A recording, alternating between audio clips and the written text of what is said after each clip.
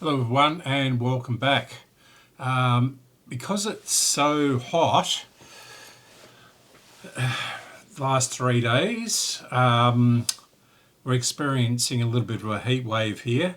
It's almost the middle of March, so this is very unusual, and they're saying this is the longest, hottest period we've had in 80 years, so 80 years. So I don't want to heat the house up too much more because it's already 28 degrees inside most of the house. I do have an air conditioner, so that's all right. Hopefully today will be the last day of it. And yeah, so I'm going to do this Philips Philadelphia. Now we had this for many years, and then it suddenly didn't want to turn on again. Now I tried to fix this and obviously had little success, and I couldn't work out why, because all the parts were there and everything like that. And I mean, this is pretty rough, this cabinet and everything like that. And they're not worth a penny. They probably get $20 or something like that at an auction, at one of our auctions for it. So it just languished on the shelf. I've been stripping radios ready to take to the tip, chassis and things like that, and I've been getting all the useful parts out of it. So I've decided that this is a good candidate for this radio. It's probably a little bit earlier era, but a volume control and power switch exactly the same. They haven't changed for many years. So, and this one seems to click on and off. So I'm going to attempt to put this in here. So it is an excellent little radio, and it doesn't use very much power at all. It was based, it's identical inside to another Philips radio, a little plastic portable one. The only difference is it's got a great big speaker in it, very nice big speaker, and it's also got the 240 volt power in. So let's see what we can do with it. Right, before we go any further, let's buzz it out and make sure it's actually working. It's closed, and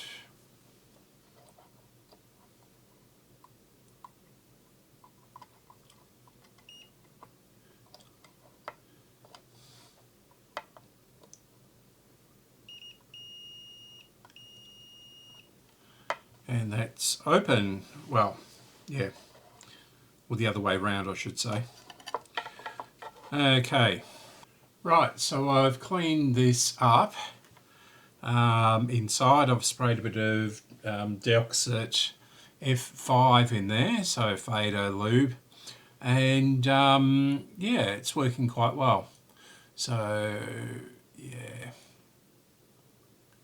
so I'll bring this right up slowly, and when it's fully on, it is 6:39.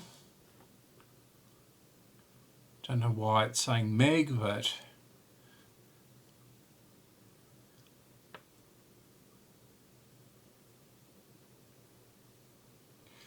here we go.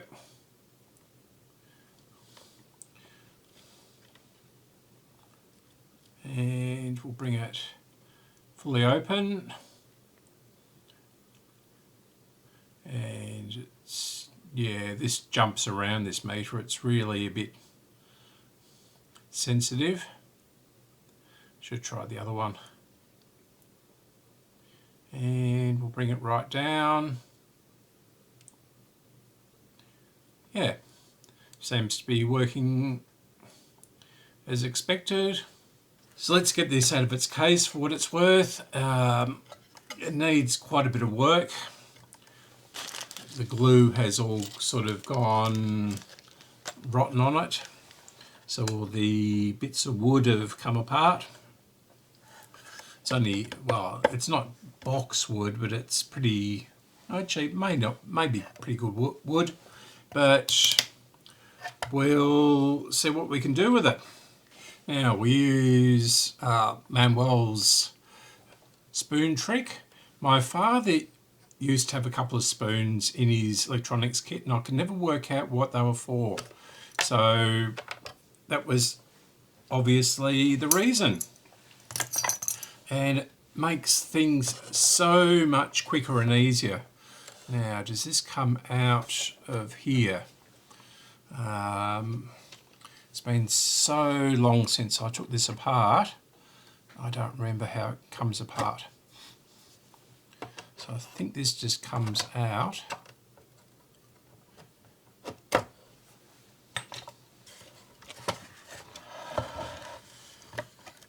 Is this going to just fall out?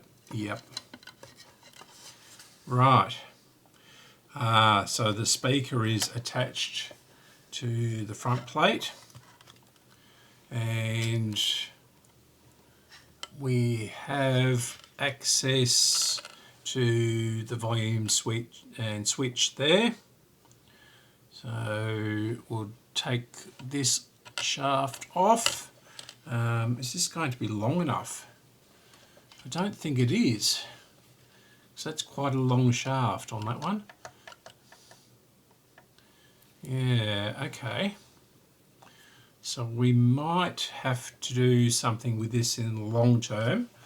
What do you call it? The sleeves that go over with the two, I haven't had much sleep. It's obviously very hot. Grub screws, yeah. So I don't have any of the sleeves that go over with the grub screws in. So I'm going to have to try and find a place that sells those. Actually, this looks like those two screws there come out, and maybe the whole thing comes out of the chassis or the cabinet, and then I can work on the cabinet. So let's get a screwdriver.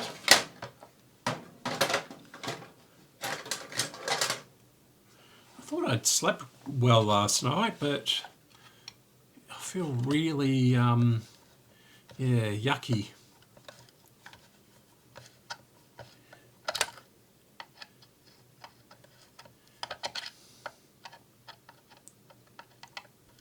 So it was obviously quite hot, and I don't have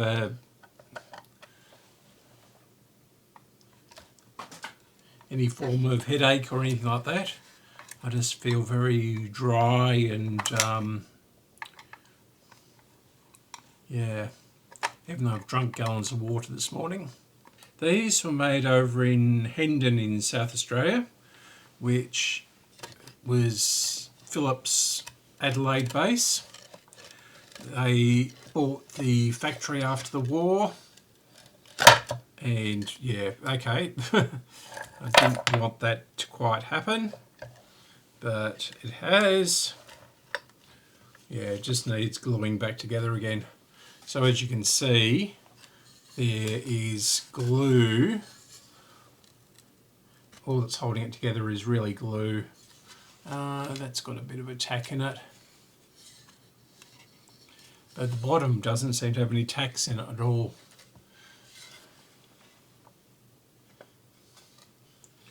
Yeah, okay. So let's get this working.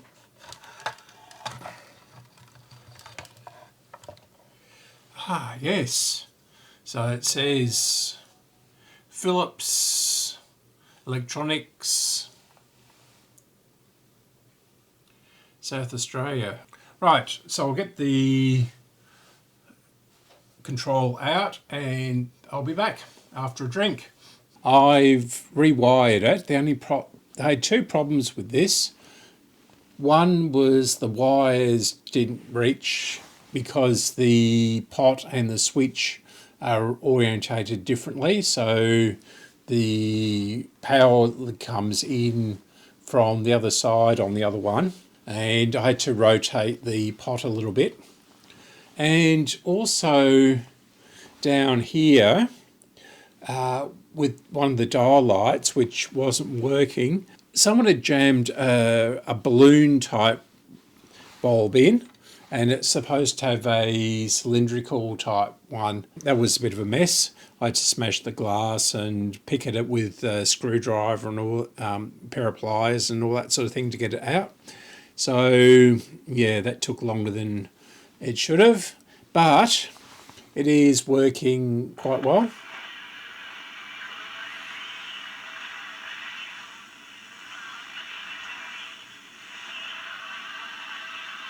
But this is a very weak station, and I don't think it's...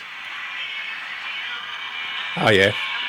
So that's enough of that. But yeah. So yeah, success. So what I'm going to do now is put it back into it. Well, I'll reassemble the front and everything like that. And then I shall work on the cabinet.